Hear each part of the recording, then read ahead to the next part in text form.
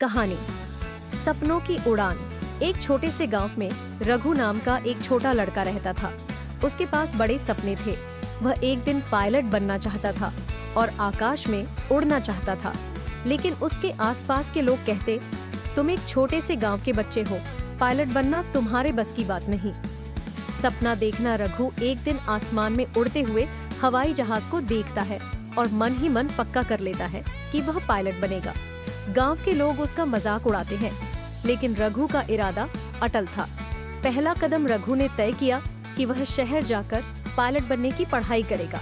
उसके पास ज्यादा पैसे नहीं थे, लेकिन उसने मेहनत करने का निश्चय किया। वह दिन में पढ़ाई करता और रात में काम करके पैसे जुटाता। शहर में उसकी राह आसान नहीं थी, पढ़ाई कठिन थी और कई बार पैसे भी कम पड़ जाते थे। कुछ लोग उसे हतोत्साहित करते थे, कहते, इतनी मेहनत क्यों, ये तुम्हारे बस की बात नहीं।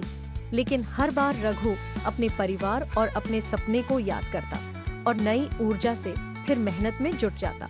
सहारा और सीख रघु को कुछ अच्छे दोस्त और शिक्षक मिले जो उसे प्रेरित करते और उसका हौसला बढ़ाते। वह उनके मार्गदर्शन में अपनी गलतियों से सीखता और अपने कौशल को निखारता। धीरे धीरे वह पढ़ाई में भी बेहतर होने लगा और उसका आत्मविश्वास भी बढ़ने लगा। सफलता की ओर आखिरकार कई सालों की मेहनत के बाद रघु पायलट की परीक्षा पास कर लेता है।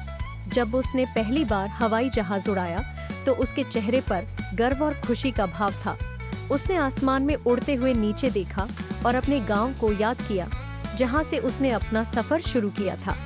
अंतिम संदेश रघु की कहानी यह बताती है कि अगर आप अपने सपनों के प्रति सच्चे हैं और लगातार मेहनत करते हैं तो सफलता एक दिन जरूर मिलती है। चाहे कितनी भी चुनौतियां हो क्यों न आए, हार मानने के बजाय उनसे सीखकर आगे बढ़ते रहे। यह कहानी एक प्रेरणा है कि बड़े सपने देखने और उन्हें पूरा करने के लिए हिम्मत और लगन की